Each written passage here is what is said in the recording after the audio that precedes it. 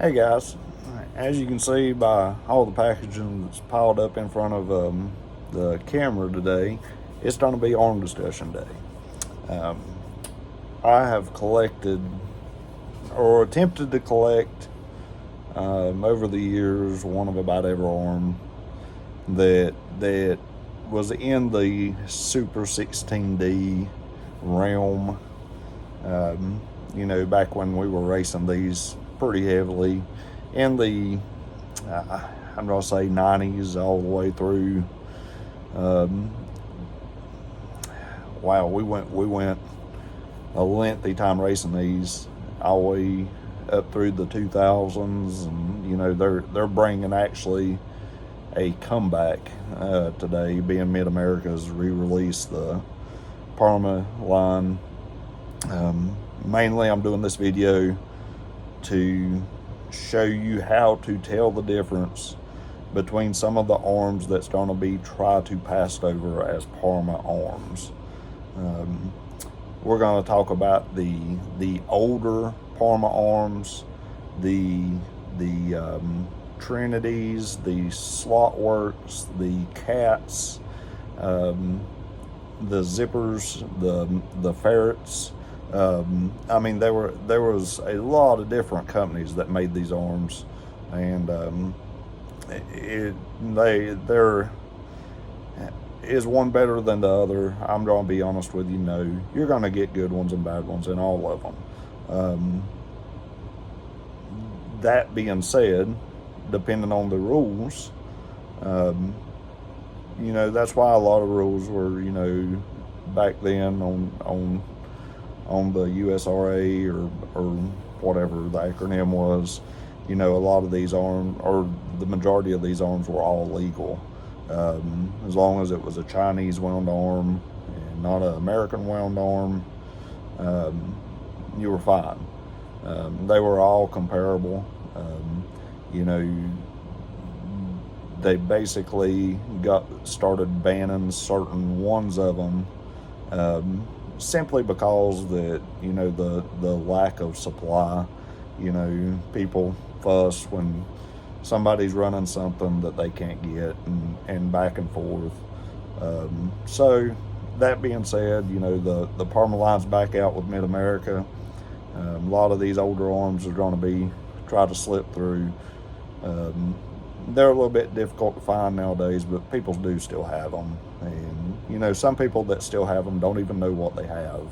So this video is actually meant for my YouTube channel, but I'm going to release it here release it here too, to help people make determinations on some of these arms. And it's a teaching tool, is what it is. It can teach you to how to identify your own arms. If you have a bunch of arms, if you have one that looks a little different than the other ones, or something looks off on it, this will probably help you identify it. This is going to mainly be a 502 video. I will do a 501 video as well, because there's a lot of companies that made those too, and there's ways to identify those too. So I'm going to try to somewhat go oldest to newest, the way these arms were released. There is one Parma arm that I do not have in the pack, and that was the 502 TU. But I'll talk about that when I get there. So I don't have some of the very oldest Parma lines. We're just gonna start, at the Super 16Ds and go forward. Being that's what Mid-America's re-release. That's what we're gonna look at. I will tell you, the new Mid-America line is not. Some of those arms are not made like the old Parma arms as well. So with all that being said, let's just get started. I'm going to be flipping this camera around back and forth and all this stuff, so I hope I don't make everybody dizzy. I'm going to try to limit these videos to about 15 minutes a piece, so they're probably going to be a part 1 and a part 2. Well, I know they are. We're already at 5 minutes here. So, I've drug out some of my collection just to show you these are how these come in the packs. So you don't think I'm just making stuff up. So let's just go ahead and get started. You know, there was a run back in. I'm gonna say late '90s. Well, that's not when these arms come out, but late '90s, early 2000s, we were running to the track, and they went through the whole fear of the black calm type deal. They were trying to get, you know, weed out all the Trinities and cat arms and stuff, which do have black calms. The problem in that was some Parma arms had black calms too. And these arms were still being sold. You know, it was during Parma's transition from when they, and I can't remember the year, somebody else can help me with that, but when they transitioned packaging, they actually was a time that they switched to green calms, and you know, they were trying to, it was a mix there for a while. I mean, the tracks would order in arms, and some of them sometimes they'd come black, sometimes they'd come green, sometimes they'd come mixed. It's just, I believe it was just whatever Parma could get their hands on, and that was fine. It's not like one was, you know, super dominant over the other. There were good ones, like I said, in both of them. But you know, some of the first Super 16Ds, it was this arm right here that I'm getting ready to show you. You know, it's labeled Super 16D armature, diamond true commentator, 15 to 20 degrees timing, and the part number was the number sign 462-T.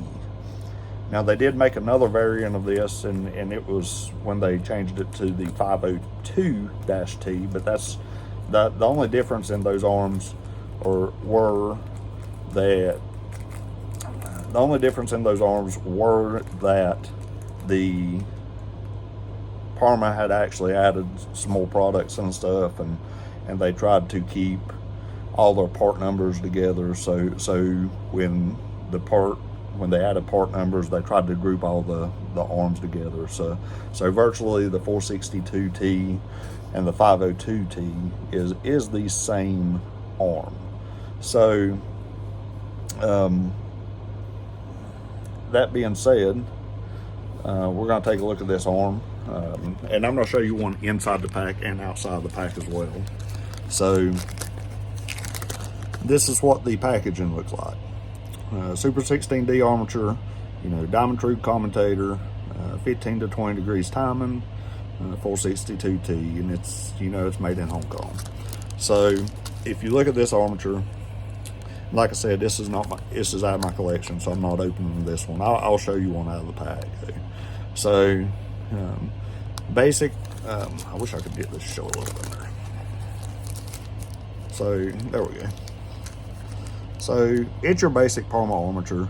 You know, paint on it, you know, YAL on the bottom.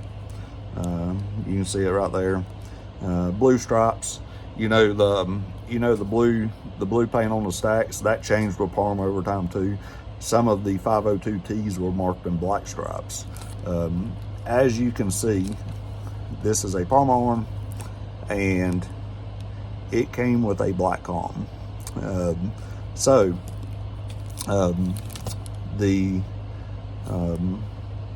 Parma, you know, this is living proof that Parma, you can see that this thing has never been taken out of the pack. Well, it just dropped. I wasn't planning on running it anyway, so it doesn't matter if it hits the floor. You can see this packaging is old. You can see that this has not been taken out of the pack. Those staples have never been moved. The pack is still in pristine condition for its age.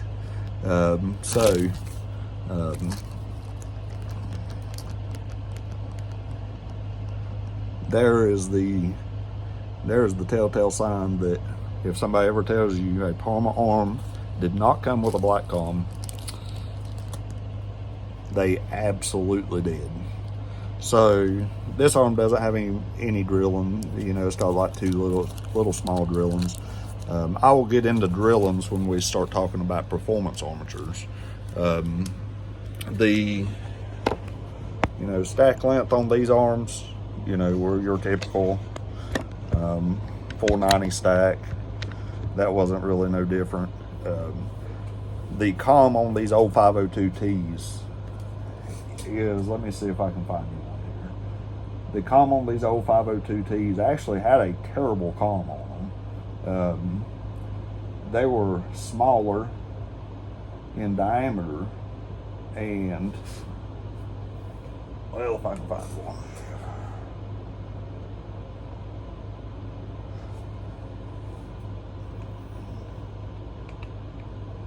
If I can find one that'll show a good representation of one. They were smaller in diameter, and they were very thin. These comms were very thin.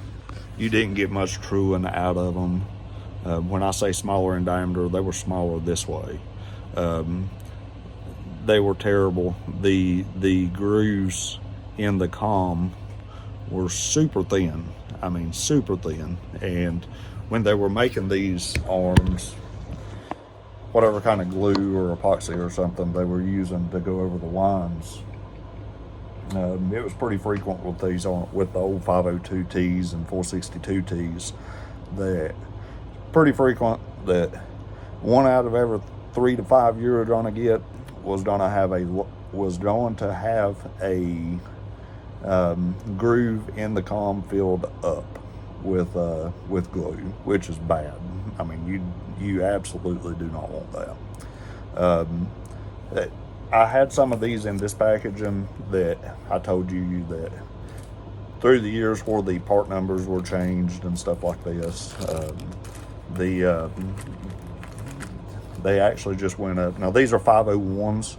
I don't have any of the 502Ts